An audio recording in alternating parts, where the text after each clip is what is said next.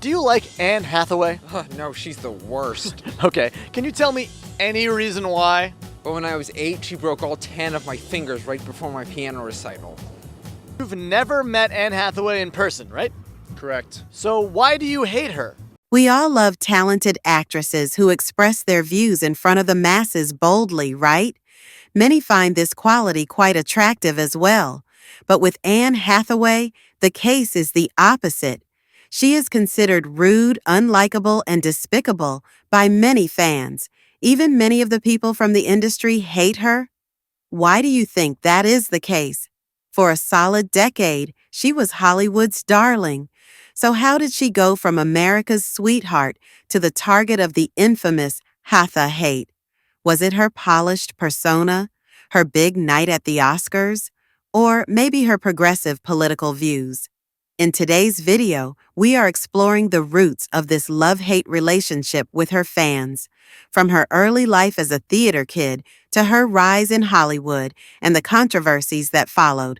We'll uncover what happened to Anne Hathaway's public image. Stick around to find out why some people just can't stand her and why others think the hate is completely misplaced. Let's dive in. Ready to join the discussion?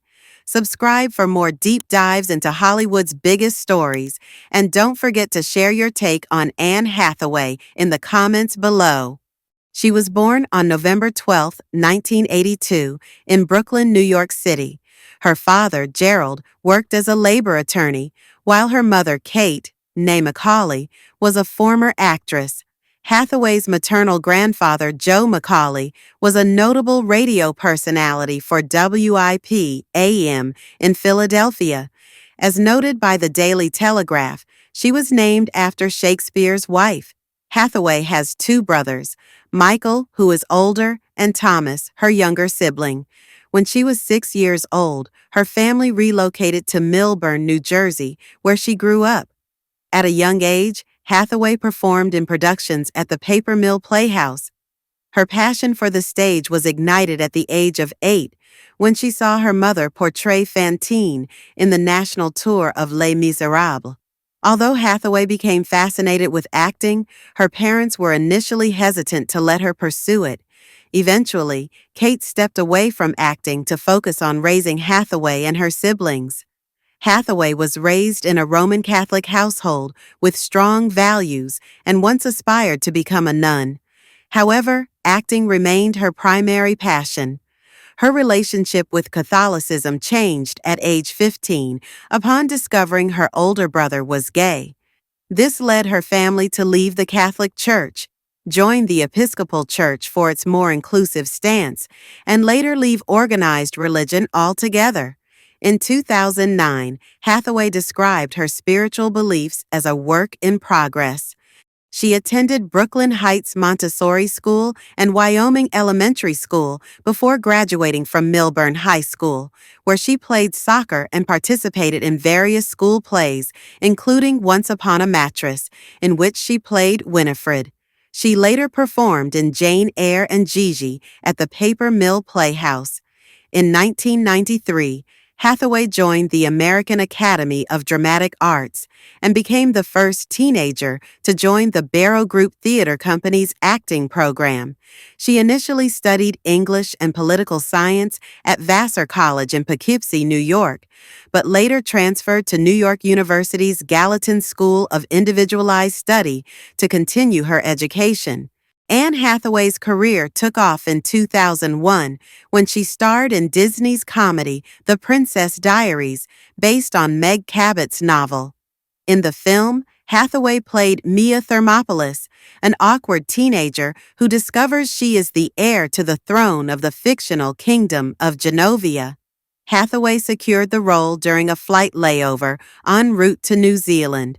Although director Gary Marshall initially considered Liv Tyler for the part, he ultimately cast Hathaway after his granddaughters praised her princess hair.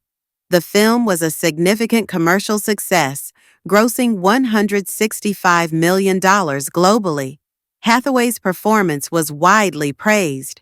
A BBC critic highlighted her charisma and ability to create great on-screen chemistry, while the New York Times critic Elvis Mitchell described her as royalty in the making and a young comedic talent with captivating features.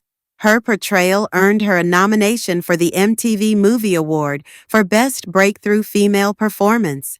In the same year, Hathaway co-starred with Christopher Gorham in Mitch Davis's The Other Side of Heaven, another Disney project based on John H. Groberg's memoir In the Eye of the Storm. However, unlike The Princess Diaries, this film received mostly negative reviews and was a box office disappointment.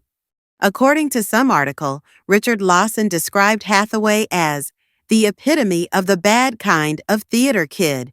For those unfamiliar, this refers to the overly enthusiastic, rule-following performer who eagerly seeks the director's favor while irritating their peers. Growing up in New Jersey, Hathaway was indeed a theater kid, spending much of her time at the Paper Mill Playhouse. She started her career on stage, and her polished, well-rehearsed demeanor reflects that background.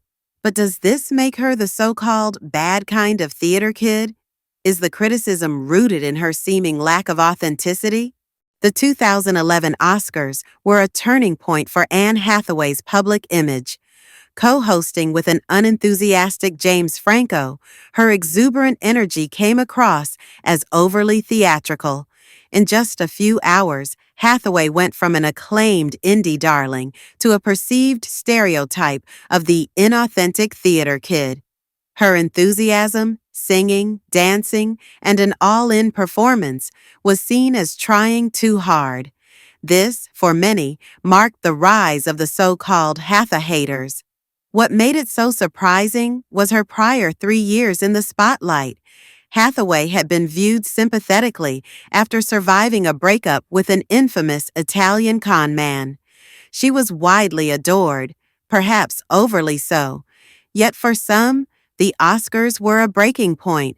Psychology professor Terry Pettyjohn offered a more unusual theory for Hathaway's divisive appeal. He explained to Salon that during tough times, people tend to favor actresses with slender, mature faces, like Hathaway's, while in happier times, they prefer rounder, youthful faces. This subconscious bias might have contributed to the perception that Hathaway wasn't relatable enough. Anne Hathaway's rise to fame coincided with the 2008 economic crash, which, according to psychology professor Terry Pettyjohn, may have influenced public perception of her. He theorized that her slender, mature face aligned with societal preferences during challenging times, but might also contribute to why some people struggle to connect with her. Simply put, her face became part of the narrative, something she, of course, cannot change. Contrast Anne Hathaway's polished persona with Jennifer Lawrence's relatable Oscar moment, falling down the stairs in her ball gown and heels, then laughing it off. That vulnerability endeared Lawrence to the public, while Hathaway's image of perfection and ambition only added fuel to the Hatha-haters' fire. As Lena Dunham put it, the criticism of Hathaway often feels misplaced. Ladies, Anne Hathaway is a feminist and has amazing teeth. Let's save our bad attitudes for those who aren't advancing the cause. Anne Hathaway has been vocal about her progressive political stances. She actively supports abortion rights, gun control, and immigrant rights, and has publicly criticized former President Donald Trump for his anti-immigration policies. A strong advocate for LGBTQ+ rights, Hathaway has contributed financially to organizations promoting same-sex marriage legalization. She has also spoken out against homophobia, school bullying, transphobia, and white privilege. In a notable Instagram post, she highlighted the systemic racism Black people face, stating they fear for their lives daily in America and have done so for generations. Hathaway has shown consistent support for Democratic Party candidates. She backed Barack Obama's presidential campaign in 2012 and Hillary Clinton's campaign in 2016, participating in a benefit concert alongside prominent figures like Sienna Miller, Sarah Jessica Parker, and Emily Blunt. She endorsed Joe Biden during the 2020 election and later supported Kamala Harris in her 2024 presidential bid. In 2022, Hathaway expressed solidarity with Ukraine during the Russian invasion. She sent her sincere prayers to the Ukrainian people and donated to organizations such as the Ukrainian Red Cross Society, UNICEF, and Save the Children. In 2023, she commended the Berlin International Film Festival for featuring Ukrainian President Volodymyr Zelensky, who delivered a televised speech during the event's opening ceremony. So, to the haters out there, it's time to move on.